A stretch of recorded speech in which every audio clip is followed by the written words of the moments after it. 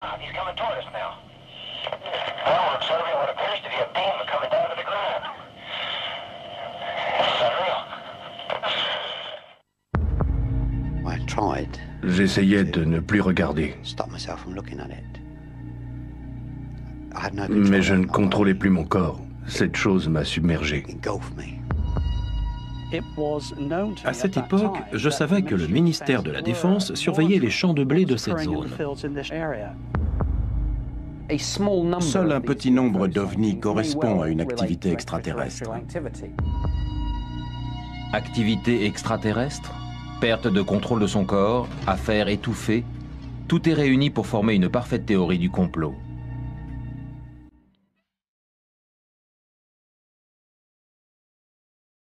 La première fois que le monde est devenu hystérique à propos des ovnis fut à la suite des événements du 24 juin 1947.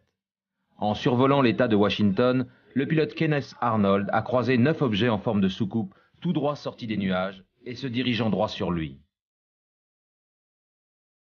Dans les journaux locaux, Arnold a expliqué comment ces soucoupes volantes ont zigzagué autour de son avion avant de disparaître dans les airs à une vitesse incroyable. Même si Arnold n'a pas pu identifier ce qu'il a vu, cette rencontre a permis de confirmer qu'il existe des choses inexplicables dans le ciel. Cela fait des siècles que les gens aperçoivent des ovnis. Par exemple, au Moyen-Âge, les gens voyaient des choses dans le ciel qu'ils ne pouvaient pas expliquer et qu'ils n'interprétaient pas comme des soucoupes volantes, puisqu'ils ne connaissaient pas l'espace. Au XIVe et XVe siècle, ces choses étaient perçues comme des épées flamboyantes ou des boucliers.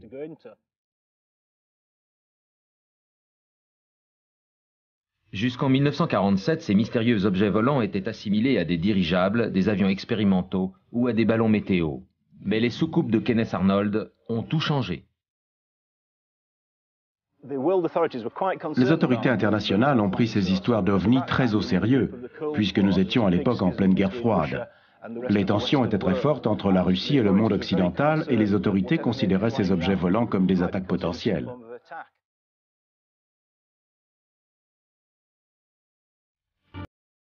De même, en Grande-Bretagne, Winston Churchill se demandait si la menace extraterrestre était bien réelle. Dans une lettre privée, datée de 1952 et destinée à son secrétaire d'État, Churchill s'interrogeait « À quoi correspond toute cette histoire de soucoupe volante? Qu'est-ce que cela veut dire? Quelle est la vérité ?» Depuis la Seconde Guerre mondiale, le ministère de la Défense dément toute existence d'ovnis. Cependant, l'homologue britannique de l'agent Mulder prétend avoir trouvé la vérité, ou ce qui s'en rapproche le plus. En entrant au ministère de la Défense, j'ai examiné les archives sur les ovnis, et il apparaît clairement que depuis des décennies, des centaines d'ovnis sont répertoriés par le ministère chaque année. En me basant sur mes recherches officielles, je n'ai aucun doute sur le fait qu'un petit nombre des ovnis aperçus peut être associé à une activité extraterrestre. Ce ne sont pas des paroles en l'air. Des objets ont été repérés dans notre espace aérien, volant à une vitesse incroyable et faisant des manœuvres impossibles à réaliser avec nos appareils. Selon Nick Pope, l'incident de la forêt de Rendlesham il y a 20 ans de cela est la rencontre la plus probable que la Grande-Bretagne ait faite avec des aliens. Bien que les images aient été reconstituées, les voix sont d'origine.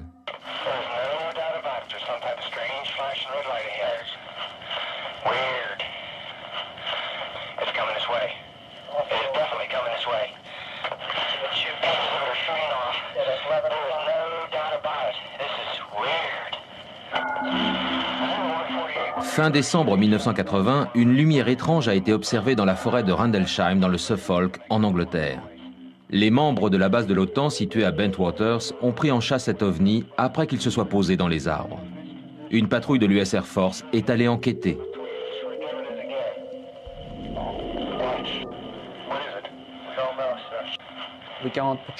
Le chef de patrouille a vu l'engin métallique se poser. Il y avait des traces dans le sol. Un compteur Geiger leur a permis de mesurer la radioactivité. Les radiations étaient 10 fois supérieures à la normale. Seul le personnel militaire était au courant de cet incident. Le public n'a été informé qu'en 1983, lorsqu'un ancien garde de la base qui était présent cette nuit-là a tout raconté à la BBC.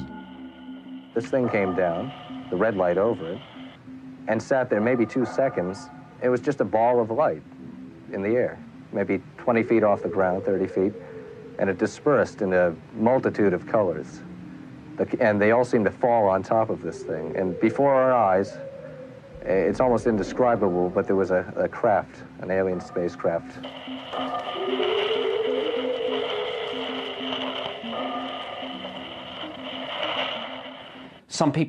Des personnes ont vu des lumières dans le ciel, d'autres ont carrément vu un engin atterrir.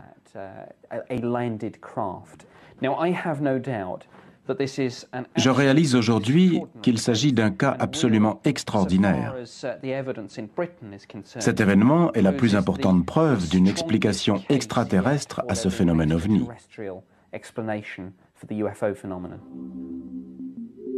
Cependant, le ministère de la Défense a une vision complètement différente.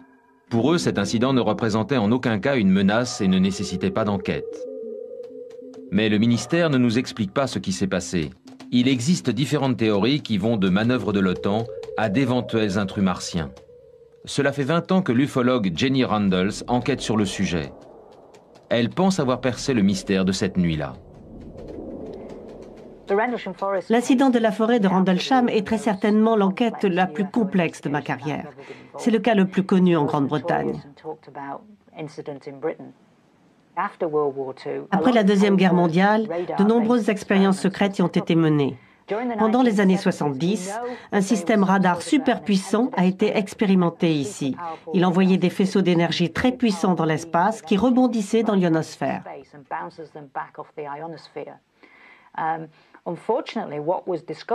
Malheureusement, on a découvert que ces faisceaux provoquaient des choses étranges dans l'atmosphère qui brillaient à cause des effets plasma des faisceaux. Et ceci causait de graves effets physiologiques sur les personnes s'en approchant de trop près.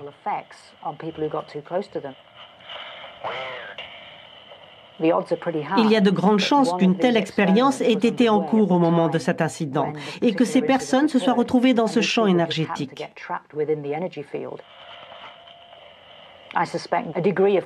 Je suspecte le gouvernement d'avoir voulu étouffer cette affaire pour pouvoir cacher les conséquences gênantes de ce type de recherche. Mais Nick Pope n'est pas de cet avis. Il est persuadé que cet incident n'était pas une expérience militaire et qu'il comporte tous les signes d'un ovni. 2 semaines après cet incident, l'US Air Force a rédigé un rapport pour le ministère britannique de la Défense dans lequel les termes « incident d'ovni » apparaissaient. Le gouvernement et l'armée ne mentent pas à la population. Pour les autorités, quoi qu'il se soit passé dans la forêt de Rendlesham, cela devait rester secret.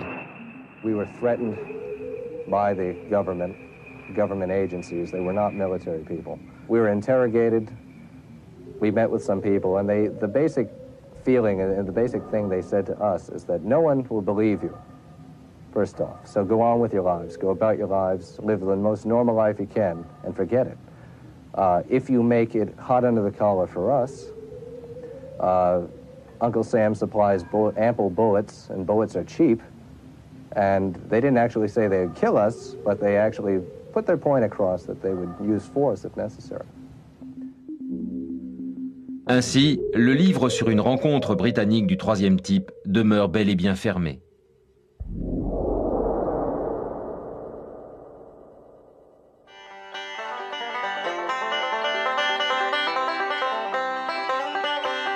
Désert du Nevada, cœur de l'ufologie et berceau des théories de complot.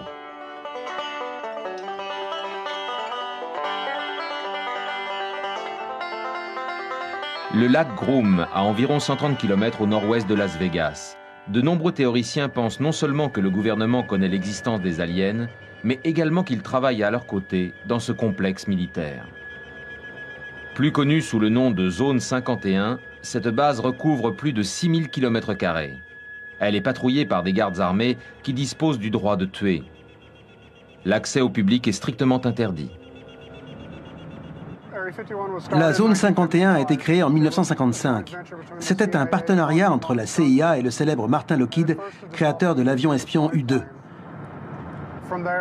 La CIA voulait le tester à l'abri des regards indiscrets et développer des avions expérimentaux, les SR-71. La zone 51 était donc idéale puisqu'elle se trouve au milieu du désert.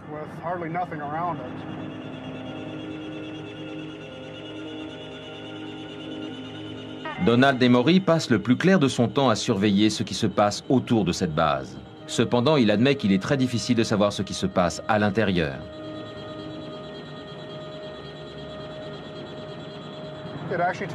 Ils ont mis 40 ans pour admettre qu'ils avaient bien un site à cet endroit. En 1995, ils ont déclaré l'existence d'une installation d'exploitation près du lac Groom, mais c'est la seule chose qu'ils aient dite. Bien que la zone 51 ne soit nommée sur aucune carte, elle apparaît clairement sur cette photo satellite russe. À cause de ce secret, les gens s'imaginent un tas de choses. Ils pensent que le gouvernement signe des échanges commerciaux ou technologiques avec les aliens qui sont arrivés sur le territoire américain en soucoupe.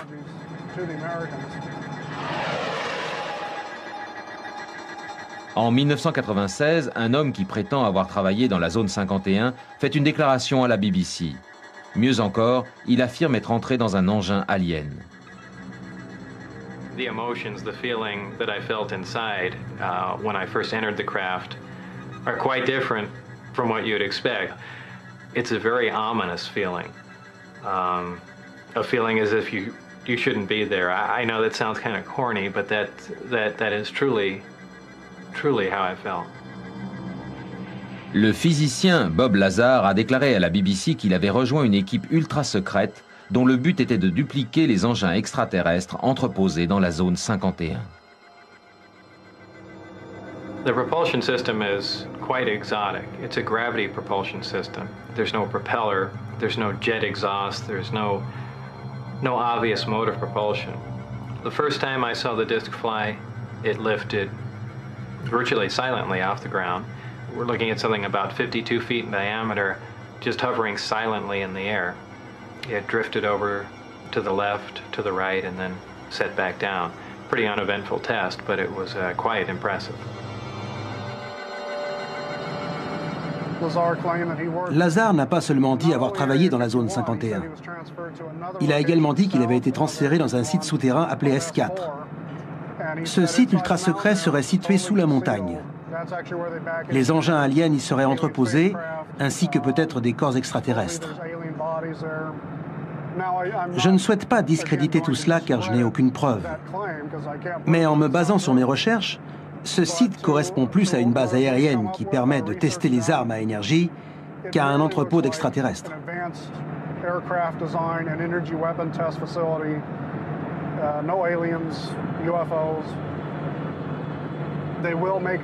Ils vont certainement faire des rapports pour démentir tout cela afin que les gens changent de point de vue.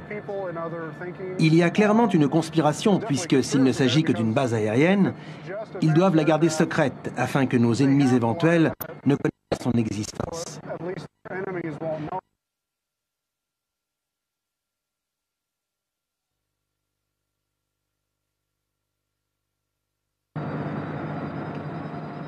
Il n'est pas étonnant que des théories de complot sur les ovnis existent. Les ingrédients sont tous réunis. Secret au plus haut niveau, test d'armes très avancés, énergie propulsée dans le ciel. Mais lorsque l'on parle d'activité extraterrestre dans ce paysage innocent, les explications rationnelles ne sont pas si faciles à trouver. Vidéo d'Oliver Castle, Wiltshire, 1989. Ce film controversé montre des objets étranges tournant à toute vitesse au-dessus d'un champ de blé. Et en dessous apparaissent des ensembles de cercles très complexes. Le physicien retraité Colin Andrews passe désormais son temps à enquêter sur ces cercles dans les cultures. Il est persuadé que ces formations ne sont pas le résultat d'une force de la nature. Il y a des choses qui sont difficiles à expliquer.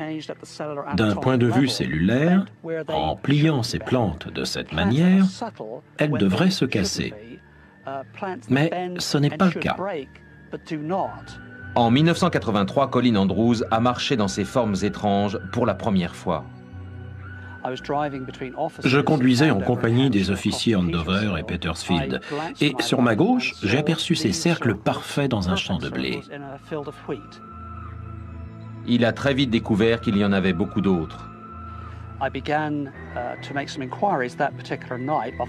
Cette nuit-là, j'ai commencé à enquêter en demandant au propriétaire du champ s'il avait des informations.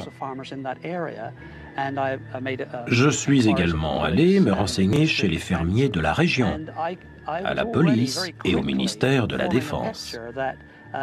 J'ai donc commencé à comprendre que ce champ n'était pas le seul, qu'il y en avait beaucoup d'autres, et que nous étions face à un grand mystère.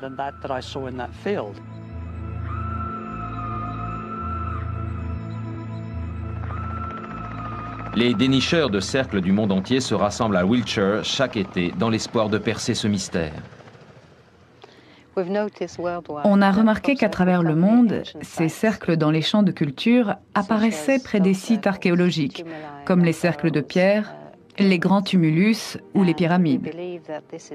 On pense que ces sites ont été construits sur des points d'énergie et les cercles de culture semblent avoir besoin de cette énergie. C'est un lien possible. J'ai vraiment le sentiment qu'il existe une autre forme d'intelligence. Je suis obligé d'utiliser ce terme. Alors, est-ce là l'empreinte d'une vie extraterrestre? Ces cercles ont une signification. C'est comme un message codé. Et le cercle est un symbole universel qui signifie tout. Des formes de vie intelligentes ont-elles parcouru des millions de kilomètres simplement pour piétiner du blé? Évidemment, il existe une autre explication. En général, on travaille en pleine nuit et on fait très attention en entrant dans le champ. On suit les traces faites par le tracteur. On ne marche pas sur les épis et on ne laisse pas d'empreintes de pied. À l'aide d'une corde et d'une planche de bois, les farceurs entament leur travail saisonnier. On travaille nos diagrammes avec une grande précision. On les prépare à l'avance sur papier afin de définir l'ordre de construction. Tout cela pour être sûr que tout le monde se trouve au bon endroit au bon moment.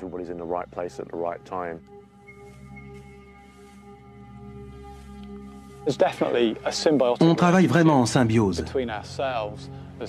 À notre façon, on répond aux besoins des gens. Il y en a qui viennent juste en tant que touristes, histoire de voir ça de leurs propres yeux, et il y en a qui y croient vraiment. C'est un besoin intense pour eux. Ces personnes croient à ce complot et se demandent d'où viennent ces cercles.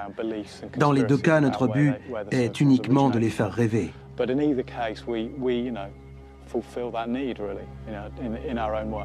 Pendant l'été de l'an 2000, on a répertorié plus de 120 cercles rien que dans le sud de l'Angleterre. La plupart ont été réalisés par des farceurs. Je pense qu'environ 80% des formes apparues dans la campagne anglaise ont été réalisées par des êtres humains. Par contre, il n'y a aucun doute sur le fait que 10 à 15% restent énigmatiques. S'il existe bien une autre forme de vie comme veut nous le faire croire ce théoricien, ces aliens ne laissent pas seulement leurs empreintes sur notre blé, mais également sur nos animaux.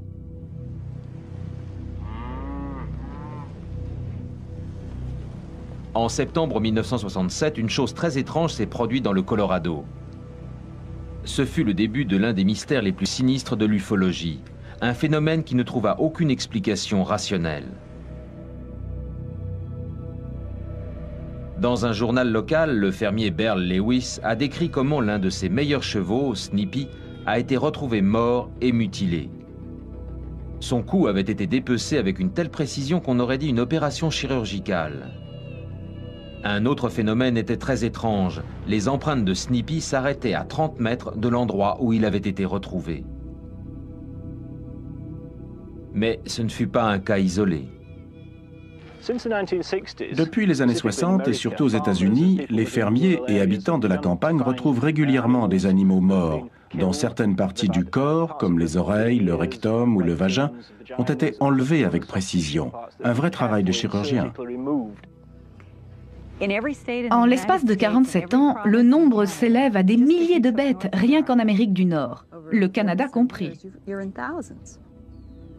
Intriguée par ce mystère, la journaliste Linda Moulton Howe enquête sur ces mystérieuses morts d'animaux depuis plus de 20 ans.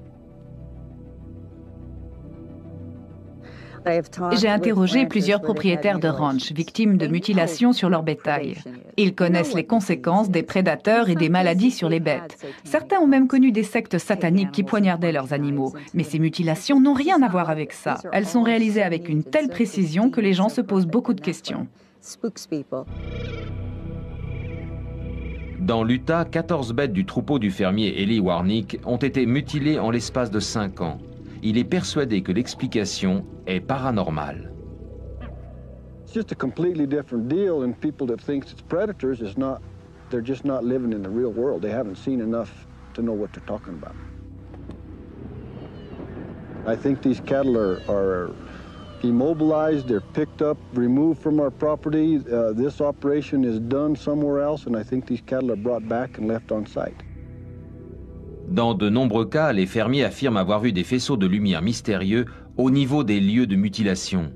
Pour ce témoin oculaire du Texas, c'est la preuve que les extraterrestres existent. I saw this big black cow laying down with its mouth, and I said, "My God, they got a cow. But what are they doing to it?"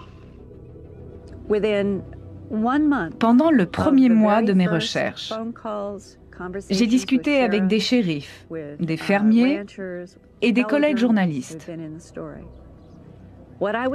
Ils m'ont tous dit la même chose. Je ne parlerai pas devant la caméra, mais voici ce que je sais.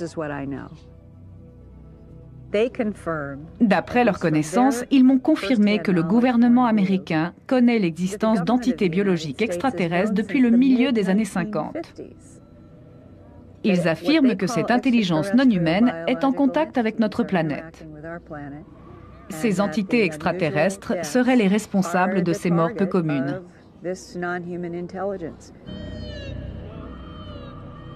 Ainsi, un scénario commun à tous les complots surgit. Les gens affirment que le gouvernement américain cache la vérité à la population sur ce qui se passe dans nos prairies. Je pense que la théorie du complot atteint son plus haut niveau. Le manque de preuves laisse à penser aux gens que les autorités savent ce qu'il se passe, mais qu'elles ne veulent rien dire. C'est exactement le sentiment qu'ont les personnes ayant vécu des expériences avec des extraterrestres. Il y a des milliers de personnes à travers le monde qui vivent des expériences avec cette autre forme de vie.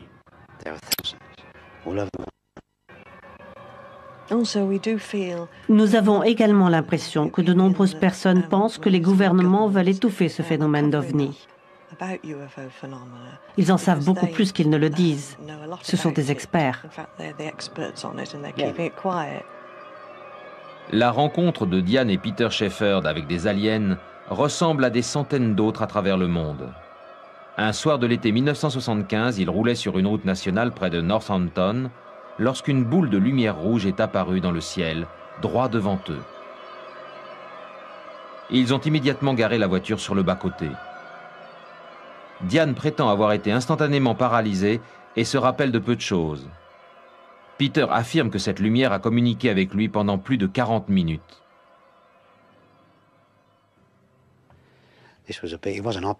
Cette chose vivait, ce n'était pas un objet. C'était un être vivant. Cette boule de lumière a commencé par s'approcher de moi.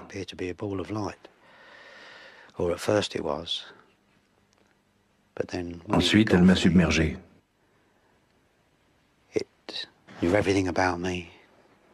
Cette chose connaissait tout de moi, tous mes secrets. Elle savait tout sur tout. Je respecte les personnes qui affirment avoir vu la preuve que les ovnis existent et je suis d'accord avec eux. Le terme ovni, dans sa stricte définition, existe. Par contre, je ne pense pas que leur expérience soit une preuve que ces aliens de l'espace viennent sur Terre. Malheureusement, la réalité de ces enquêtes montre bien qu'une telle expérience dépend de tellement de paramètres. Ces personnes sont encouragées par d'autres éléments. Elles ont certainement vu quelque chose qui les faisait penser à une telle vision. Mais leurs souhaits ont dépassé leur véritable vision. Diane et Peter sont persuadés au plus profond d'eux-mêmes avoir rencontré des ovnis. De plus, ils ne démordent pas de l'idée que le gouvernement a enquêté sur eux. Nous sommes un couple normal. Nous ne sommes pas paranoïaques. Un homme des services secrets nous a contactés. Évidemment, nous ne lui avons rien dit. Rien du tout. Ils savent déjà. On a gardé tout ça secret. Le gouvernement sait déjà.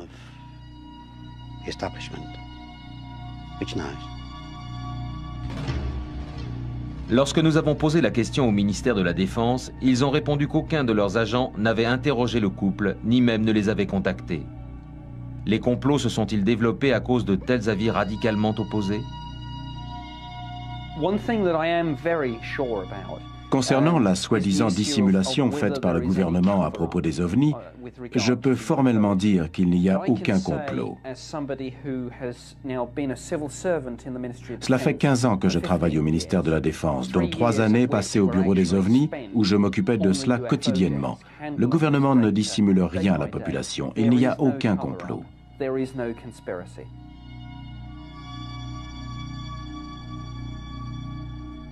En l'absence de preuves concrètes de rencontres d'ovnis ou de dissimulation gouvernementale, quelle est la vérité sur le complot des ovnis?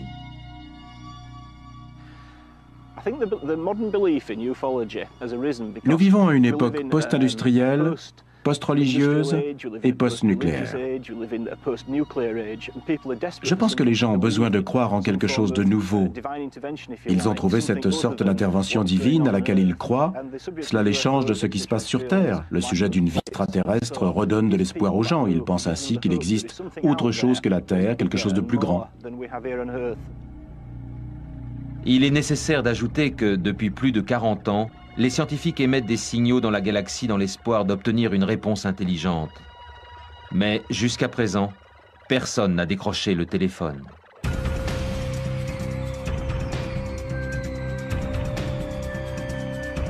C'est une île perdue au milieu de l'Atlantique.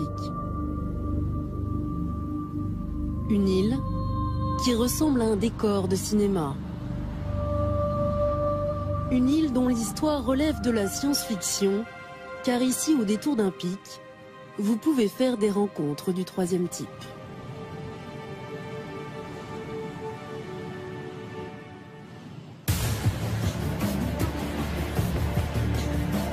Bienvenue dans un voyage hors du temps. Tous les 2 mois, le porte-hélicoptère Almirante Saboya prend la mer pour rallier cette île mystérieuse. Près de 300 militaires et une dizaine de scientifiques partent à l'aventure dans un territoire sauvage, loin de tout.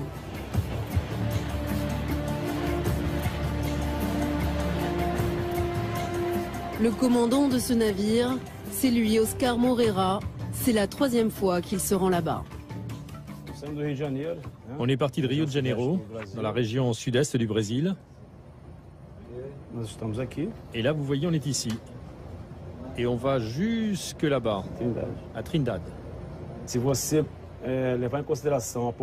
Sur toute la population du Brésil, combien de personnes ont entendu parler de Trindade? À mon avis, pas plus d'une poignée sur 190 millions d'habitants. C'est un endroit complètement vierge, à près de 1200 km de nos côtes. À chaque fois que j'y vais, je me sens comme un pionnier, un explorateur qui découvre une nouvelle île. Com voo, controle, aqui manobra, dados para lançamento de aeronave em esquilo.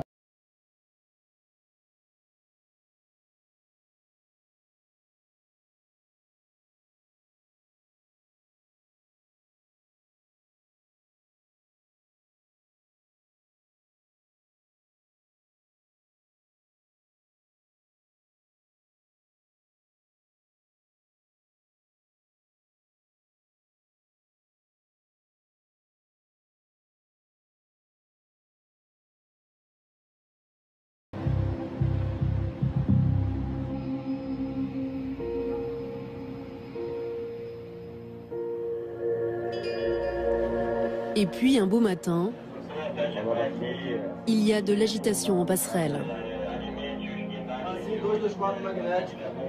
L'île est apparue pendant la nuit.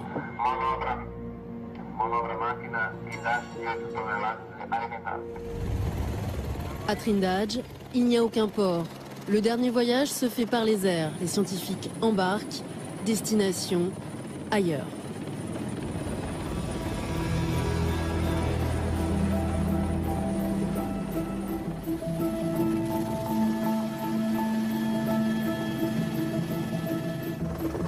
Cette île est devenue un sanctuaire écologique. Une quinzaine de militaires sont chargés de monter la garde en permanence sur ce bout de rocher. L'arrivée de l'Almirante Saboya rime avec ravitaillement. Toutes les provisions sont amenées du continent.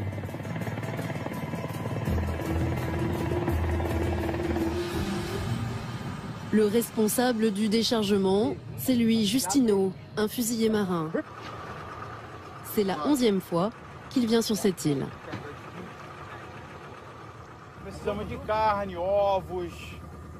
Ici, nous avons besoin de viande, d'œufs, de riz, de haricots, de farine, d'huile, tous ces condiments que nous ne pouvons pas trouver ici. Les militaires et les scientifiques doivent vivre pendant des mois en autarcie, seuls au milieu de l'océan. Trindade, c'est une île très stratégique pour le Brésil. C'est comme un poste avancé. En cas de conflit, elle peut nous servir de base. Vous savez, si on ne l'occupe pas, quelqu'un d'autre viendra l'occuper à notre place. Découverte en 1501, cette île a aiguisé les appétits des différentes puissances coloniales, notamment le Portugal. Après avoir été une base pour les sous-marins des Alliés pendant la Seconde Guerre mondiale, l'île est devenue un laboratoire à ciel ouvert.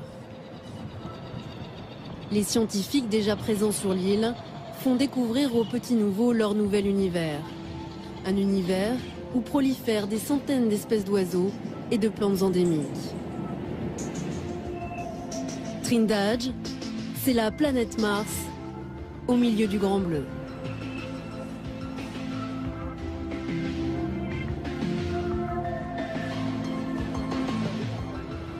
Kawe Sekiguchi vient de passer 4 mois sur cette île. Cet océanographe connaît toutes les histoires de Trindade.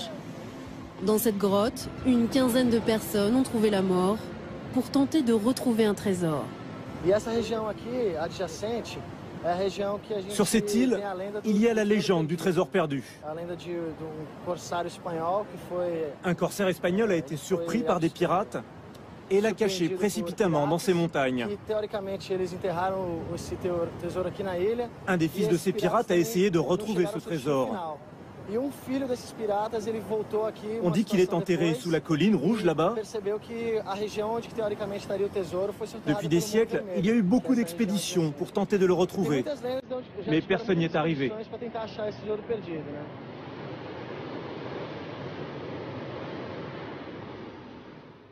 Les âmes des aventuriers peuplent ce dédale de sable et de rocailles. Les épaves jonchent les plages et hantent les esprits. Au retour, nous tombons sur des traces numérotées et des trous étranges dans le sable. Mais que se passe-t-il à Trindade? Des histoires rocambolesques. La plus incroyable remonte à 50 ans. Impossible de ne pas y penser quand on pose un pied ici. En 1958, lors d'une expédition similaire, les militaires à bord de ce 4-mâts vont être les témoins d'une apparition incroyable. Ils ont invité à bord Almiro Barahona, un photographe. Le bateau est au mouillage devant l'île, quand tout d'un coup, le 16 janvier 1958 à 12h15, c'est la panique sur le pont. Des cris retentissent, le photographe court armé de son appareil, il raconte. Les gens disaient, c'est une soucoupe qui passe au-dessus de l'île. Je leur répondais, mais de quoi parlez-vous? Mais là, regarde, si, vers l'horizon, il y a une soucoupe volante. Et effectivement, j'ai vu un objet volant avec des lumières qui clignotaient et qui se rapprochait. L'OVNI apparaît pendant une quinzaine de secondes. Une cinquantaine de militaires sont sur le pont. Le photographe a le temps de prendre 6 photos. J'ai fait un cliché, et puis un autre, et après la soucoupe a fait demi-tour. Et puis elle s'est immobilisée, on aurait dit, comme une montgolfière éteinte. Elle oscillait de gauche à droite. Et j'ai repris un autre cliché. Après, la soucoupe est repartie très rapidement, en laissant une trace blanche dans le ciel. Les officiers m'ont dit tout de suite, si vous diffusez ces photos, vous allez causer la panique auprès de la population. Qu'importe, Barahona, fébrile, veut savoir si l'OVNI est bien sur sa pellicule. Un commandant l'accompagne à l'infirmerie transformée pour l'occasion en chambre noire. Sous l'œil de l'officier, le photographe tire les négatifs. 10 minutes plus tard, le verdict tombe. L'OVNI apparaît sur 4 photos. Plusieurs laboratoires photographiques reconnaissent la véracité des clichés. Le retentissement est énorme. La presse s'arrache les photos, au Brésil bien sûr, mais aussi dans le monde entier.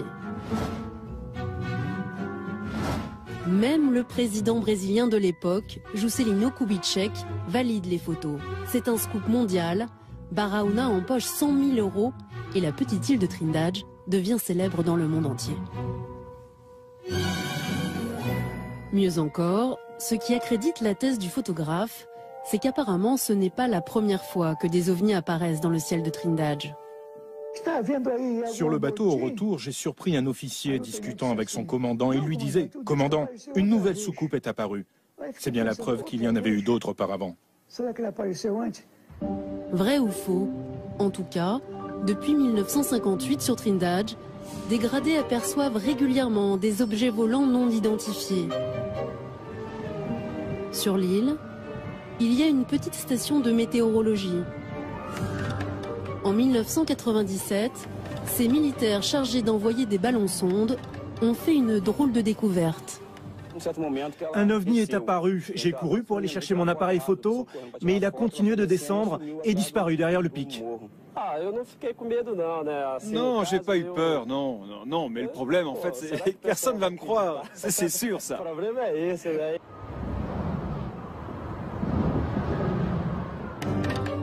Justino, le fusilier marin, lui ne croit pas beaucoup aux extraterrestres.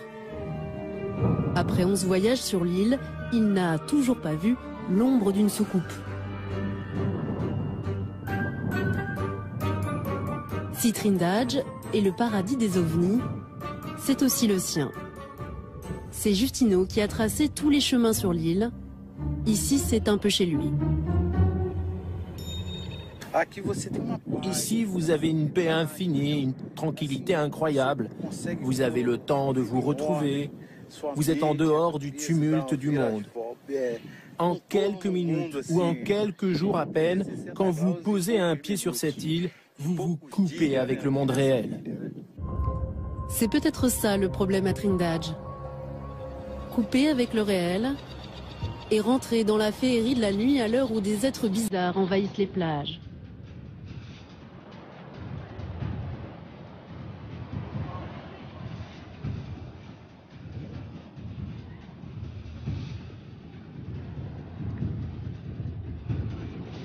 Des crabes gloutons et des bébés tortues pressés de rejoindre la mer.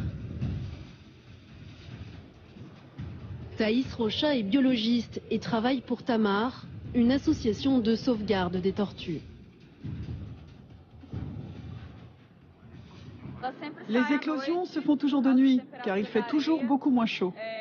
Le jour, le sable est brûlant et beaucoup de ces bébés meurent déshydratés. Et adulte, elle pèse combien? 250 kilos. Et maintenant? À peine 10 grammes. Seule une tortue sur 1000 atteindra l'âge adulte.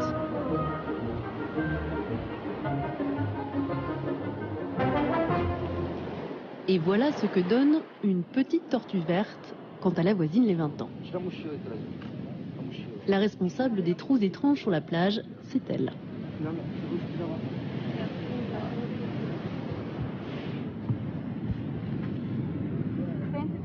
1,13 m de longueur et 1,5 m de largeur. Sa taille est vraiment surprenante. Je n'ai jamais vu un animal de cette taille. C'est la première fois que j'en vois une comme ça. Ces tortues géantes sont nées ici et reviennent pondre une fois par an, toujours sur la même plage.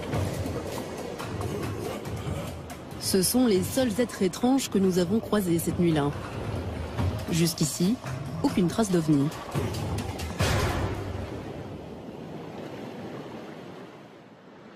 Retour en 1958. Les premiers à émettre des doutes sur la présence d'extraterrestres à Trindade, ce sont les Américains. L'attaché naval de l'US Navy basé à Rio n'y croit pas.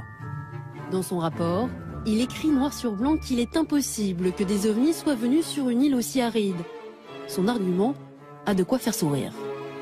Chacun sait que les Martiens sont des créatures éprises de confort. De l'ironie, même pas. Ce sont les Américains qui le disent officiellement. La marine brésilienne, elle, a toujours cru à ces apparitions.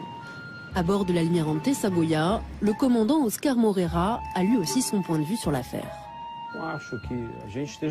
Je pense que nous ne sommes pas seuls dans l'univers. Alors pourquoi n'y aurait-il pas des apparitions comme celle-ci de temps à autre dans cette île isolée où il y a peu de gens? S'ils ont à choisir, les extraterrestres préfèrent sans doute venir s'installer dans un lieu tranquille plutôt que d'aller à New York ou à Paris. Direction alors Sao Paulo, pour rencontrer un ufologue qui a travaillé pendant 15 ans sur le cas de Trindade. Aujourd'hui encore, Kentaro Mori essaie de comprendre ce qui s'est passé là-bas. L'année dernière, des documents sur Trindade ont été déclassifiés, comme ce rapport des services secrets américains. Mais leur conclusion est sans appel. Pour eux, il s'agit d'un hoax, traduction littérale, un canular. Regardez ici, l'île est toujours la même, mais le ciel est complètement différent. La seule explication plausible, c'est que c'est un photomontage. Il est juste impossible que le ciel change entre la première image qui montre des cumulus et la quatrième photo qui montre des cirrus. Ça ne colle pas, car entre les deux photos, il s'est passé à peine 14 secondes. Et c'est impossible que le ciel change comme ça en aussi peu de temps. Seul problème, Kentaro travaille sur des copies d'originaux, pas vraiment ce qu'il y a de plus fiable. Alors qui dit vrai dans cette histoire? Pour le savoir, nous avons rencontré l'un des seuls témoins encore en vie de l'expédition de 1958. Fernando de Almeida était géologue, c'est lui qui a dessiné les toutes premières cartes de Trindade. Il se souvient très bien de ce qui s'est passé. Il y a des gens sur le navire qui apparemment ont vu quelque chose. Mais nous, on était sur l'île, on n'a rien vu du tout. Alors on a commencé à faire des suppositions. Ils ont peut-être vu des ballons sondes, ou même un oiseau. Ce que c'était vraiment, je n'en sais rien. Mais il y a une théorie comme quoi c'était un bimoteur dans les nuages. Une autre hypothèse, c'est qu'il a fait un photomontage avec des photos de soucoupes volantes prises dans des livres. En fait, je ne peux pas vraiment vous dire ce qu'il a fait. Barahona n'en serait pas à sa première escroquerie. Quelques années auparavant, le photographe s'est déjà fait épingler pour un faux reportage sur un trésor enfoui dans le sud-est du Brésil. Mieux, il est l'auteur de cet article sur comment faire un ovni chez soi. De quoi alimenter les doutes sur le personnage. Pour avoir le fin mot de l'histoire, nous avons demandé à l'un des plus grands photographes du Brésil d'étudier les clichés de Barahona. Dans son laboratoire ultramoderne, Miguel Chavez a passé les photos une à une au scanner en les fonçant au maximum, histoire de faire ressortir tous les contrastes. Et la surprise... Lorsque l'on analyse les photos à l'ordinateur, on perçoit la silhouette d'un cache. En fait, il a pris une photo de son trucage final et en a fait un nouveau négatif. Parce que c'était ça le plus important, c'était avoir un vrai négatif d'une fausse photo. L'escroquerie, très rentable, a tout de même duré 50 ans. Mais c'était sans compter une amie du photographe. En août 2010, 10 ans après sa mort, les langues commencent à se délier. En fait, il a pris 2 cuillères, il les a collées l'une contre l'autre pour improviser une soucoupe. Ensuite, il a utilisé son frigo pour faire le fond. Il a photographié sur la porte du frigo cet objet avec beaucoup de lumière et il a tout calculé pour que ça marche parce qu'il était loin d'être bête. Et il en a beaucoup rigolé. Évidemment, pour les ufologues qui y croyaient, c'est beaucoup moins drôle. Marco Petit est un spécialiste de l'ufologie militaire. Depuis le début, il croit dur comme fer à l'apparition d'OVNI à Trindade. Et ce n'est pas quelques témoignages qui vont le faire changer d'avis. Vous savez, demain, il y aura encore une personne qui va venir et qui va dire que c'est un trucage. Et il inventera encore de nouveaux arguments. En fait, tout le monde veut avoir son heure de gloire sur un cas qui a eu une répercussion internationale. Et pour lui, s'il y a une telle omerta sur le cas de Trindade, c'est que l'enjeu est d'ordre politique. À partir du moment où vous admettez que ce phénomène est réel, ça provoque une modification énorme et totale de l'organisation sur notre planète Terre. Reste une question sans réponse. Une cinquantaine de personnes ont vu quelque chose le 16 janvier 1958. Mais quoi? Le mystère reste entier. Nous avons tenté de chercher en vain d'autres témoins. Beaucoup sont morts et la marine ne donne plus aucune précision sur le sujet. Juste avant leur départ, nous avons donné les photos des soucoupes aux scientifiques. Et là, surprise, Thaïs Rocha, la spécialiste des tortues, a une révélation à nous faire.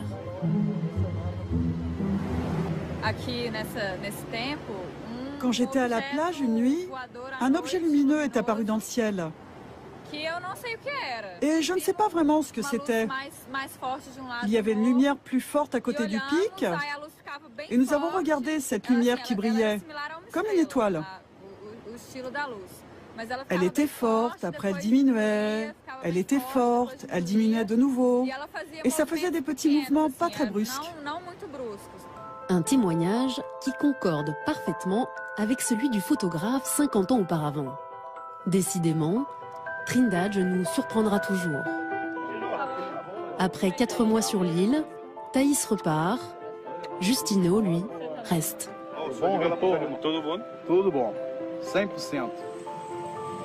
Pour les autres, retour à la réalité.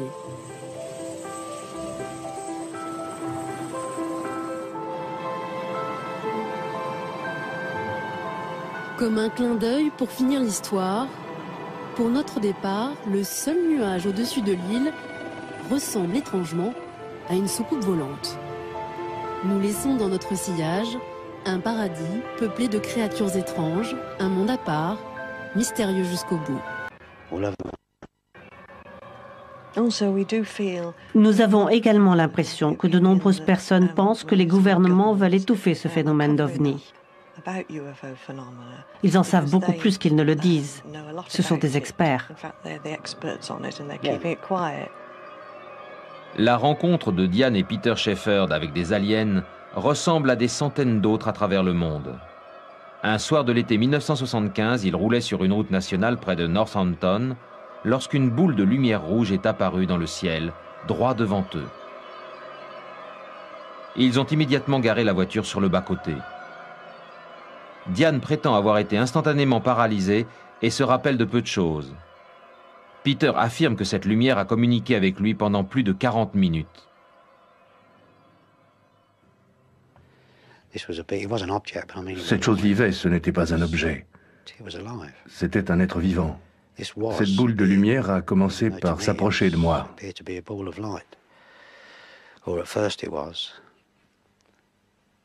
Ensuite, elle m'a submergé.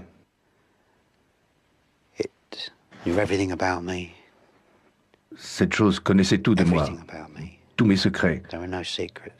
Elle savait tout sur tout. Je respecte les personnes qui affirment avoir vu la preuve que les ovnis existent et je suis d'accord avec eux. Le terme ovni, dans sa stricte définition, existe. Par contre, je ne pense pas que leur expérience soit une preuve que ces aliens de l'espace viennent sur Terre. Malheureusement, la réalité de ces enquêtes montre bien qu'une telle expérience dépend de tellement de paramètres. Ces personnes sont encouragées par d'autres éléments. Elles ont certainement vu quelque chose qui les faisait penser à une telle vision. Mais leurs souhaits ont dépassé leur véritable vision. Diane et Peter sont persuadés au plus profond d'eux-mêmes avoir rencontré des ovnis. De plus, ils ne démordent pas de l'idée que le gouvernement a enquêté sur eux. Nous sommes un couple normal. Nous ne sommes pas paranoïaques. Un homme des services secrets nous a contactés. Évidemment, nous ne lui avons rien dit. Rien du tout. Ils savent déjà. On a gardé tout ça secret. Le gouvernement sait déjà.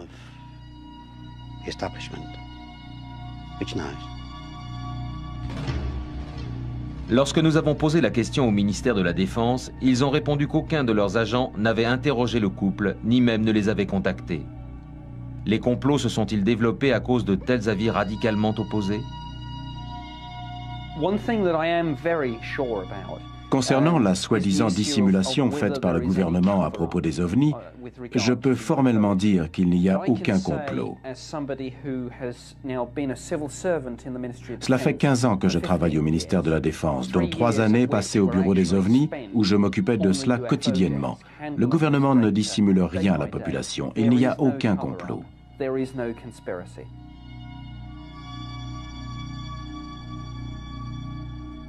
En l'absence de preuves concrètes de rencontres d'ovnis ou de dissimulation gouvernementale, quelle est la vérité sur le complot des ovnis?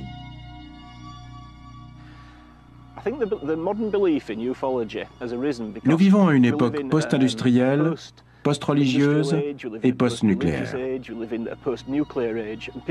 Je pense que les gens ont besoin de croire en quelque chose de nouveau. Ils ont trouvé cette sorte d'intervention divine à laquelle ils croient. Cela les change de ce qui se passe sur Terre. Le sujet d'une vie extraterrestre redonne de l'espoir aux gens. Ils pensent ainsi qu'il existe autre chose que la Terre, quelque chose de plus grand. Il est nécessaire d'ajouter que, depuis plus de 40 ans, les scientifiques émettent des signaux dans la galaxie dans l'espoir d'obtenir une réponse intelligente. Mais jusqu'à présent, personne n'a décroché le téléphone.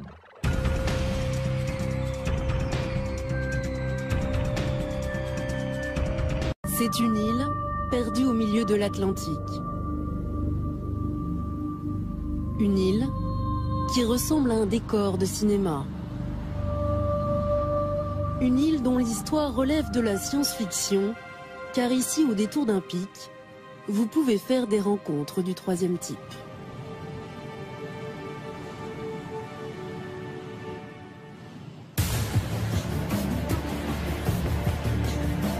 Bienvenue dans un voyage hors du temps.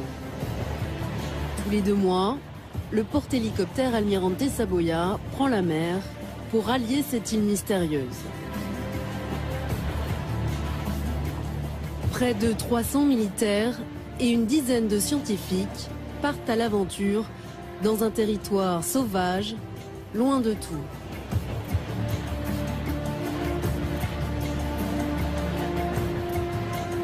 Le commandant de ce navire, c'est lui, Oscar Moreira.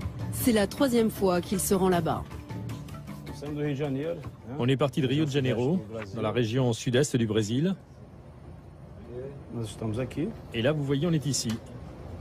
Et on va jusque là-bas, à Trindade. Sur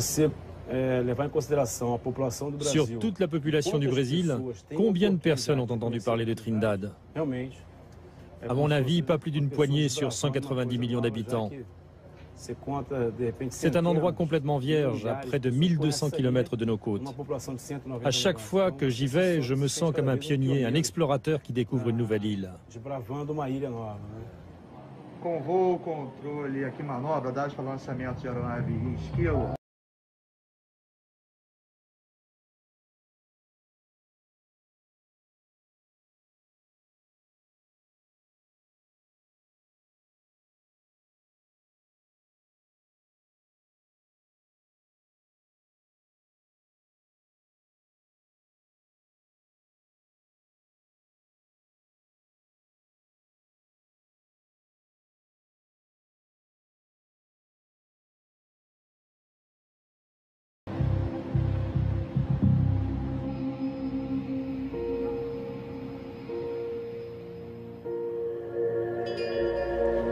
Et puis un beau matin, il y a de l'agitation en passerelle.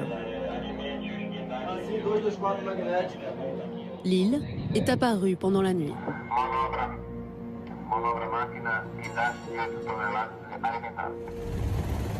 À Trindade, il n'y a aucun port. Le dernier voyage se fait par les airs. Les scientifiques embarquent, destination ailleurs.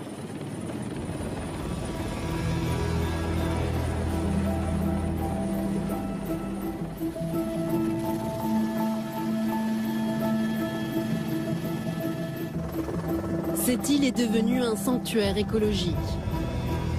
Une quinzaine de militaires sont chargés de monter la garde en permanence sur ce bout de rocher. L'arrivée de l'almirante Saboya rime avec...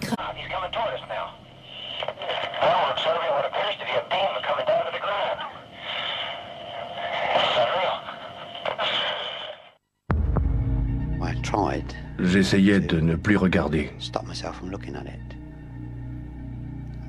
Mais je ne contrôlais plus mon corps. Cette chose m'a submergé.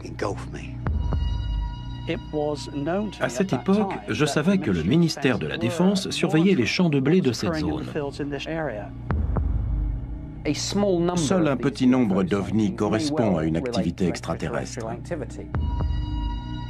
Activité extraterrestre, perte de contrôle de son corps, affaire étouffée, tout est réuni pour former une parfaite théorie du complot.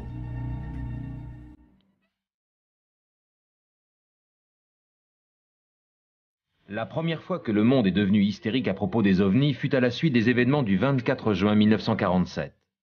En survolant l'État de Washington, le pilote Kenneth Arnold a croisé 9 objets en forme de soucoupe, tout droit sortis des nuages, et se dirigeant droit sur lui. Dans les journaux locaux, Arnold a expliqué comment ces soucoupes volantes ont zigzagué autour de son avion avant de disparaître dans les airs à une vitesse incroyable. Même si Arnold n'a pas pu identifier ce qu'il a vu, cette rencontre a permis de confirmer qu'il existe des choses inexplicables dans le ciel. Cela fait des siècles que les gens aperçoivent des ovnis. Par exemple, au Moyen-Âge, les gens voyaient des choses dans le ciel qu'ils ne pouvaient pas expliquer et qu'ils n'interprétaient pas comme des soucoupes volantes, puisqu'ils ne connaissaient pas l'espace. Au XIVe et XVe siècle, ces choses étaient perçues comme des épées flamboyantes ou des boucliers.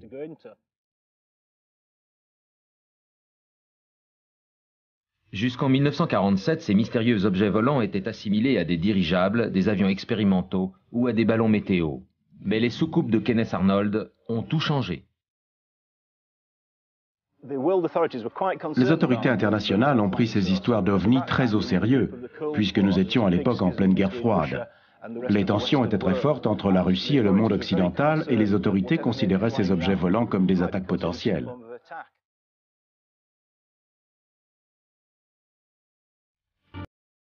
De même, en Grande-Bretagne, Winston Churchill se demandait si la menace extraterrestre était bien réelle.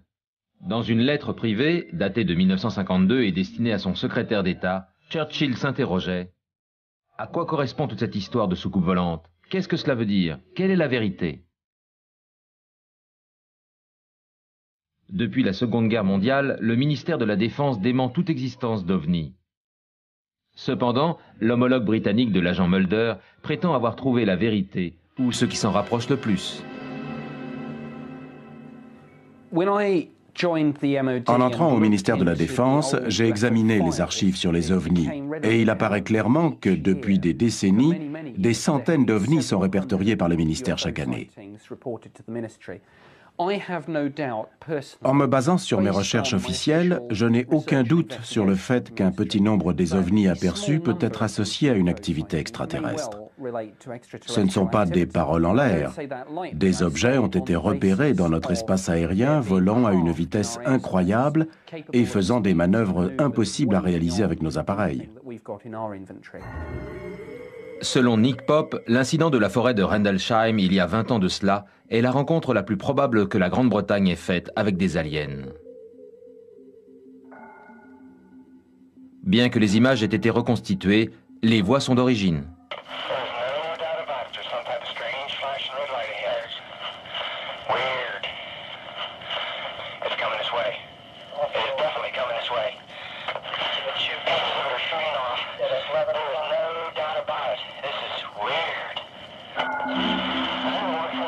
Fin décembre 1980, une lumière étrange a été observée dans la forêt de Rendlesham, dans le Suffolk, en Angleterre.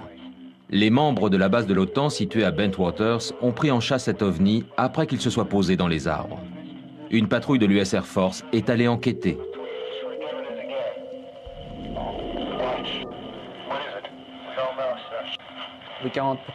Le chef de patrouille a vu l'engin métallique se poser. Il y avait des traces dans le sol. Un compteur Geiger leur a permis de mesurer la radioactivité. Les radiations étaient 10 fois supérieures à la normale. Seul le personnel militaire était au courant de cet incident. Le public n'a été informé qu'en 1983, lorsqu'un ancien garde de la base qui était présent cette nuit-là a tout raconté à la BBC. This thing came down, the red light over it, and sat there maybe 2 seconds. It was just a ball of light in the air, maybe 20 feet off the ground, 30 feet, and it dispersed in a multitude of colors. And they all seemed to fall on top of this thing. And before our eyes, it's almost indescribable, but there was a craft, an alien spacecraft.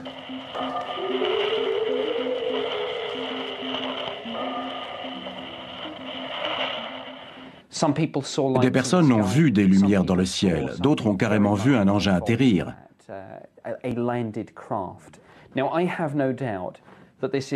Je réalise aujourd'hui qu'il s'agit d'un cas absolument extraordinaire.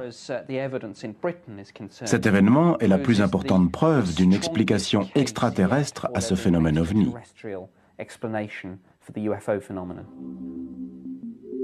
Cependant, le ministère de la Défense a une vision complètement différente. Pour eux, cet incident ne représentait en aucun cas une menace et ne nécessitait pas d'enquête. Mais le ministère ne nous explique pas ce qui s'est passé. Il existe différentes théories qui vont de manœuvres de l'OTAN à d'éventuels intrus martiens. Cela fait 20 ans que l'ufologue Jenny Randles enquête sur le sujet. Elle pense avoir percé le mystère de cette nuit-là. L'incident de la forêt de Rendlesham est très certainement l'enquête la plus complexe de ma carrière. C'est le cas le plus connu en Grande-Bretagne. Après la Deuxième Guerre mondiale, de nombreuses expériences secrètes y ont été menées. Pendant les années 70, un système radar super puissant a été expérimenté ici.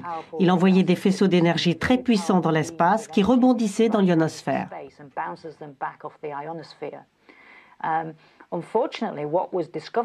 Malheureusement, on a découvert que ces faisceaux provoquaient des choses étranges dans l'atmosphère qui brillaient à cause des effets plasma des faisceaux. Et ceci causait de graves effets physiologiques sur les personnes s'en approchant de trop près.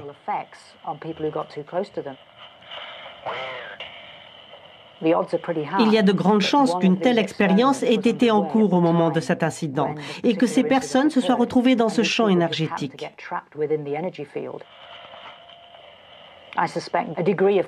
Je suspecte le gouvernement d'avoir voulu étouffer cette affaire pour pouvoir cacher les conséquences gênantes de ce ravitaillement. Toutes les provisions sont amenées du continent.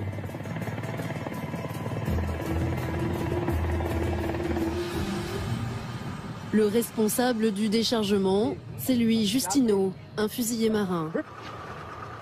C'est la 11e fois qu'il vient sur cette île.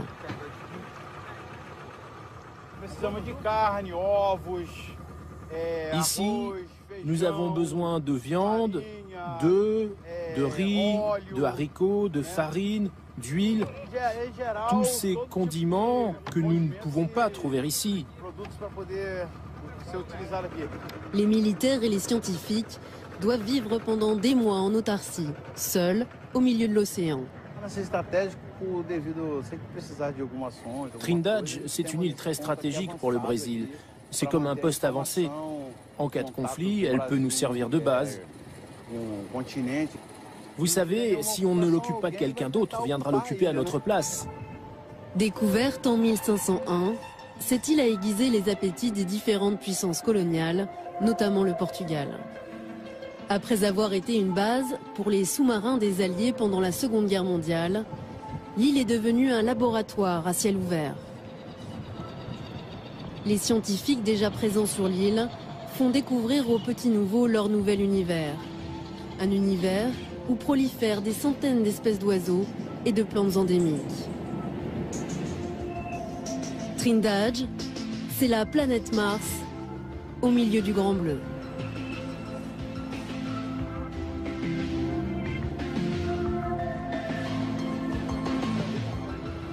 Kawe Sekiguchi vient de passer 4 mois sur cette île.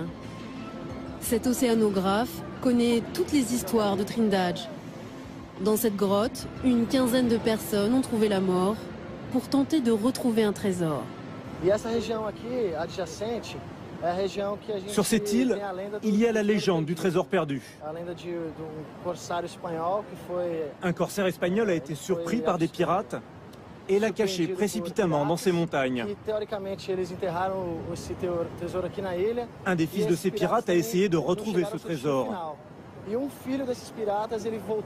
On dit qu'il est enterré sous la colline rouge là-bas.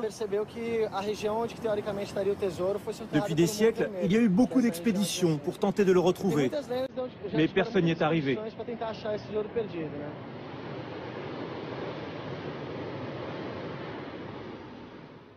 Les âmes des aventuriers peuplent ce dédale de sable et de rocailles. Les épaves jonchent les plages et hantent les esprits. Au retour, nous tombons sur des traces numérotées et des trous étranges dans le sable. Mais que se passe-t-il à Trindade? Des histoires rocambolesques. La plus incroyable remonte à 50 ans. Impossible de ne pas y penser quand on pose un pied ici. En 1958, lors d'une expédition similaire, les militaires à bord de ce 4-mâts vont être les témoins d'une apparition incroyable. Ils ont invité à bord Almiro Barahona, un photographe. Le bateau est au mouillage devant l'île, quand tout d'un coup, le 16 janvier 1958 à 12h15, c'est la panique sur le pont. Des cris retentissent, le photographe court armé de son appareil, il raconte. Les gens disaient, c'est une soucoupe qui passe au-dessus de l'île. Je leur répondais, mais de quoi parlez-vous? Mais là, regarde, si, vers l'horizon, il y a une soucoupe volante. Et effectivement, j'ai vu un objet volant avec des lumières qui clignotaient et qui se rapprochaient. L'OVNI apparaît pendant une quinzaine de secondes. Une cinquantaine de militaires sont sur le pont. Le photographe a le temps de prendre 6 photos. J'ai fait un cliché, et puis un autre, et après la soucoupe a fait demi-tour. Et puis elle s'est immobilisée, on aurait dit, comme une montgolfière éteinte. Elle oscillait de gauche à droite. Et j'ai repris un autre cliché. Après, la soucoupe est repartie très rapidement, en laissant une trace blanche dans le ciel.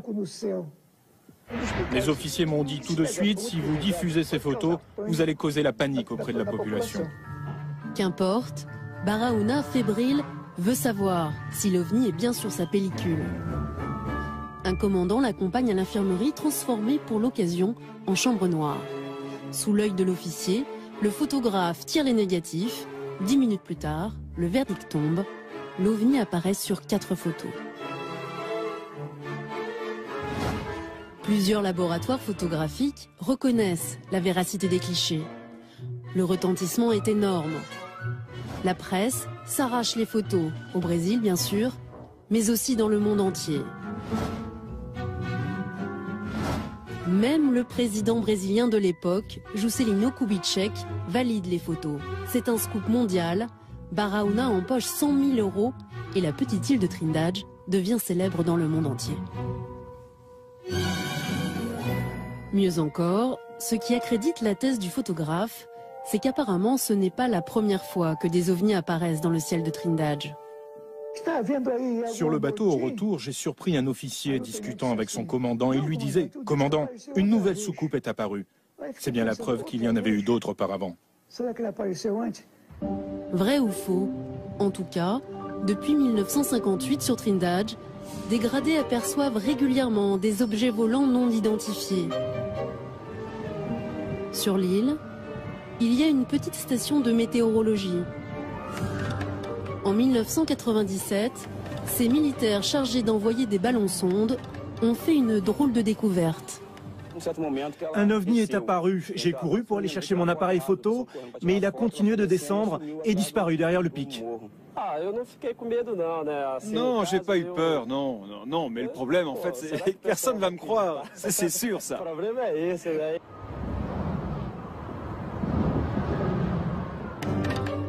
Justino, le fusilier marin, lui, ne croit pas beaucoup aux extraterrestres. Après 11 voyages sur l'île, il n'a toujours pas vu l'ombre d'une soucoupe. Si Trindade est le paradis des ovnis, c'est aussi le sien. C'est Justino qui a tracé tous les chemins sur l'île. Ici, c'est un peu chez lui. Ici, vous avez une paix infinie, une tranquillité incroyable. Vous avez le temps de vous retrouver. Vous êtes en dehors du tumulte du monde. En quelques minutes ou en quelques jours à peine, quand vous posez un pied sur cette île, vous vous coupez avec le monde réel. C'est peut-être ça le problème à Trindade. Couper avec le réel. Ce type de recherche. Mais Nick Pope n'est pas de cet avis. Il est persuadé que cet incident n'était pas une expérience militaire et qu'il comporte tous les signes d'un ovni. 2 semaines après cet incident, l'US Air Force a rédigé un rapport pour le ministère britannique de la Défense dans lequel les termes « incident d'OVNI » apparaissaient. Le gouvernement et l'armée ne mentent pas à la population. Pour les autorités, quoi qu'il se soit passé dans la forêt de Rendlesham, cela devait rester secret. We were threatened by the government agencies. They were not military people. We were interrogated. We met with some people, and the basic feeling and the basic thing they said to us is that no one will believe you, first off. So go on with your lives. Go about your lives. Live the most normal life you can, and forget it. If you make it hot under the collar for us, Uncle Sam supplies ample bullets, and bullets are cheap. And they didn't actually say they'd kill us, but they actually put their point across that they would use force if necessary. Ainsi, le livre sur une rencontre britannique du 3e type demeure bel et bien fermé.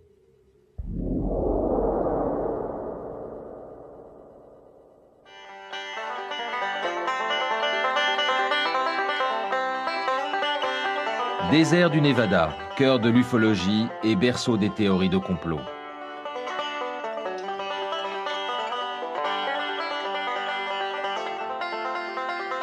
Le lac Groom, à environ 130 km au nord-ouest de Las Vegas.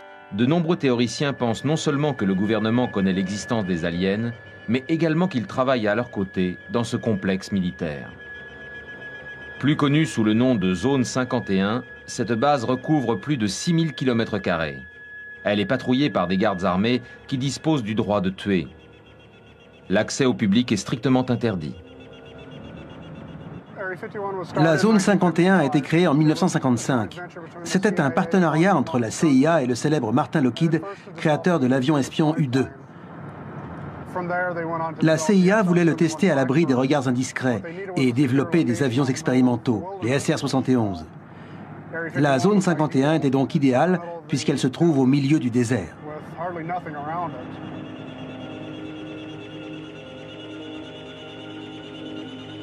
Donald Emory passe le plus clair de son temps à surveiller ce qui se passe autour de cette base. Cependant, il admet qu'il est très difficile de savoir ce qui se passe à l'intérieur.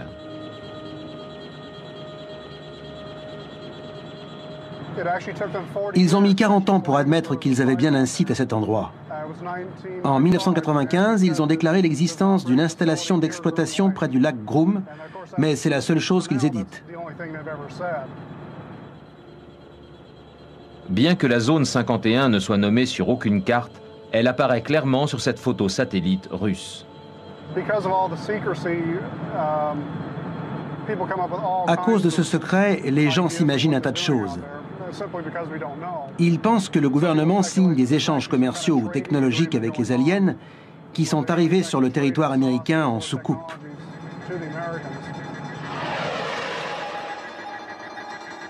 En 1996, un homme qui prétend avoir travaillé dans la zone 51 fait une déclaration à la BBC.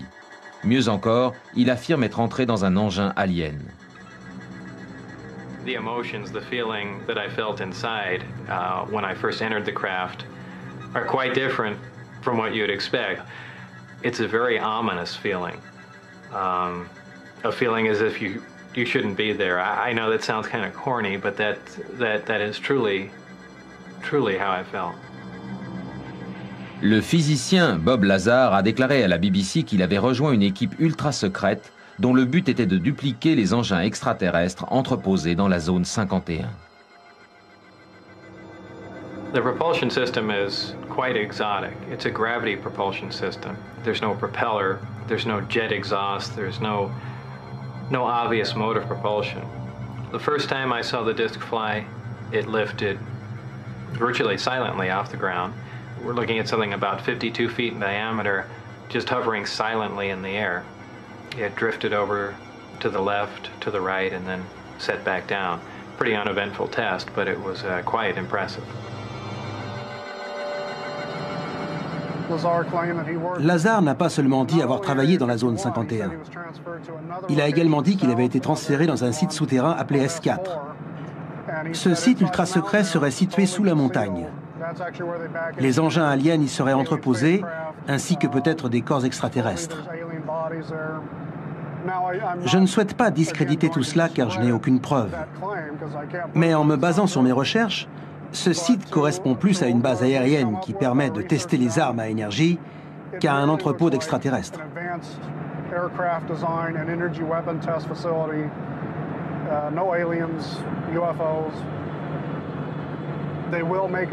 Ils vont certainement faire des rapports pour démentir tout cela afin que les gens changent de point de vue.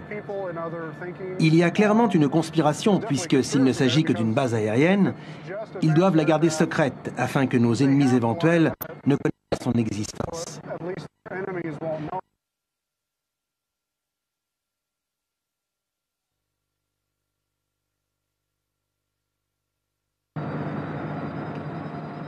Il n'est pas étonnant que des théories de complot sur les ovnis existent. Les ingrédients sont tous réunis. Secret au plus haut niveau, tests d'armes très avancés, énergie propulsée dans le ciel. Mais lorsque l'on parle d'activité extraterrestre dans ce paysage innocent, les explications rationnelles ne sont pas si faciles à trouver.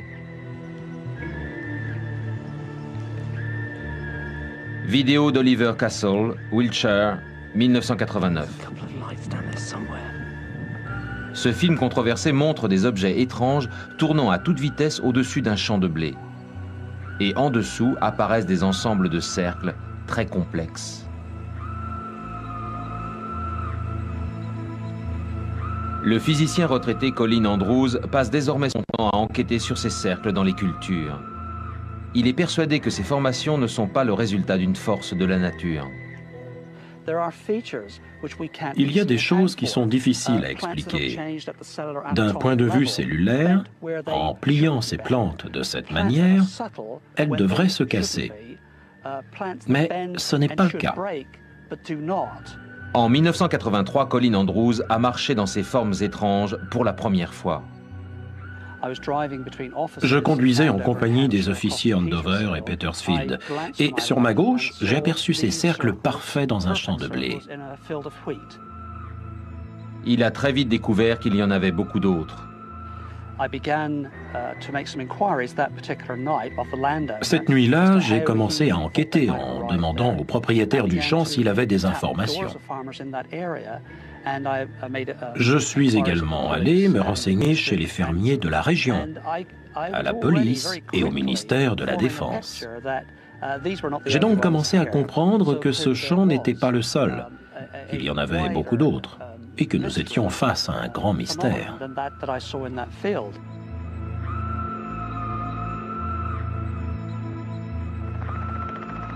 Les dénicheurs de cercles du monde entier se rassemblent à Wiltshire chaque été dans l'espoir de percer ce mystère. On a remarqué qu'à travers le monde, ces cercles dans les champs de culture apparaissaient près des sites archéologiques, comme les cercles de pierre, les grands tumulus ou les pyramides. On pense que ces sites ont été construits sur des points d'énergie et les cercles de culture semblent avoir besoin de cette énergie. C'est un lien possible. J'ai vraiment le sentiment qu'il existe une autre forme d'intelligence. Je suis obligé d'utiliser ce terme. Alors, est-ce là l'empreinte d'une vie extraterrestre? Ces cercles ont une signification. C'est comme un message codé. Et le cercle est un symbole universel qui signifie tout. Des formes de vie intelligentes ont-elles parcouru des millions de kilomètres simplement pour piétiner du blé? Évidemment, il existe une autre explication. En général, on travaille en pleine nuit et on fait très attention en entrant dans le champ. On suit les traces faites par le tracteur. On ne marche pas sur les épis et on ne laisse pas d'empreintes de pied. À l'aide d'une corde et d'une planche de bois, les farceurs entament leur travail saisonnier. On travaille nos diagrammes avec une grande précision. On les prépare à l'avance sur papier afin de définir l'ordre de construction. Tout cela pour être sûr que tout le monde se trouve au bon endroit au bon moment.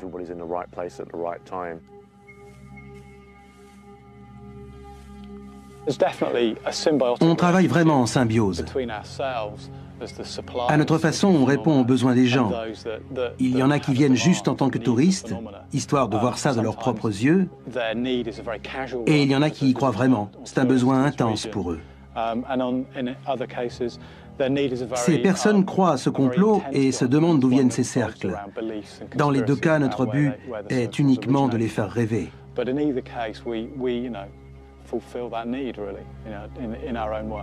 Pendant l'été de l'an 2000, on a répertorié plus de 120 cercles rien que dans le sud de l'Angleterre.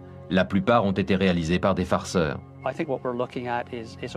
Je pense qu'environ 80% des formes apparues dans la campagne anglaise ont été réalisées par des êtres humains. Par contre, il n'y a aucun doute sur le fait que 10 à 15% restent énigmatiques. S'il existe bien une autre forme de vie comme veut nous le faire croire ce théoricien, ces aliens ne laissent pas seulement leurs empreintes sur notre blé, mais également sur nos animaux.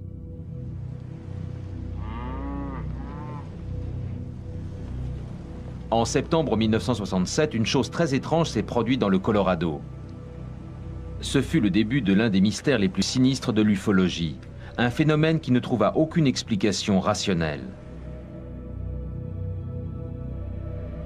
Dans un journal local, le fermier Beryl Lewis a décrit comment l'un de ses meilleurs chevaux, Snippy, a été retrouvé mort et mutilé.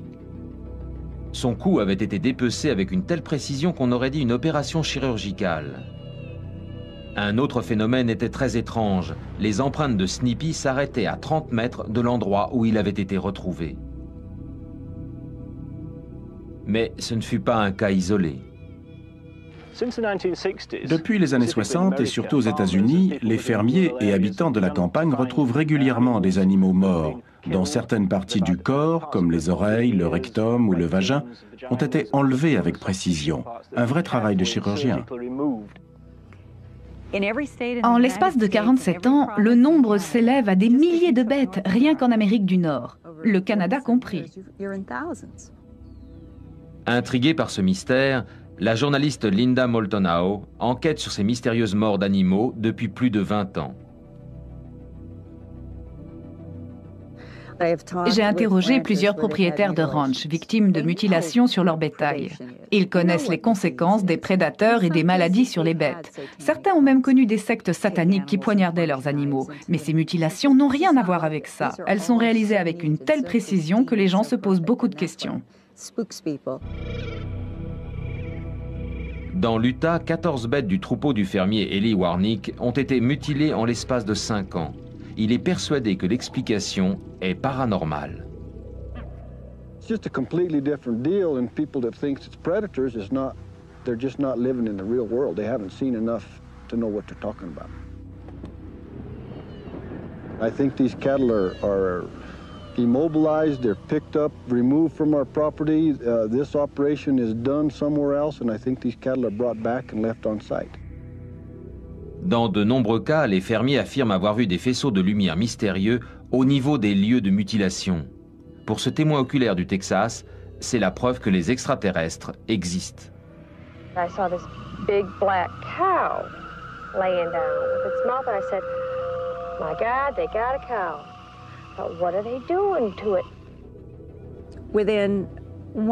Pendant le premier mois de mes recherches, j'ai discuté avec des shérifs, des fermiers et des collègues journalistes. Ils m'ont tous dit la même chose. Je ne parlerai pas devant la caméra, mais voici ce que je sais. D'après leurs connaissances, ils m'ont confirmé que le gouvernement américain connaît l'existence d'entités biologiques extraterrestres depuis le milieu des années 50. Ils affirment que cette intelligence non humaine est en contact avec notre planète. Ces entités extraterrestres seraient les responsables de ces morts peu communes.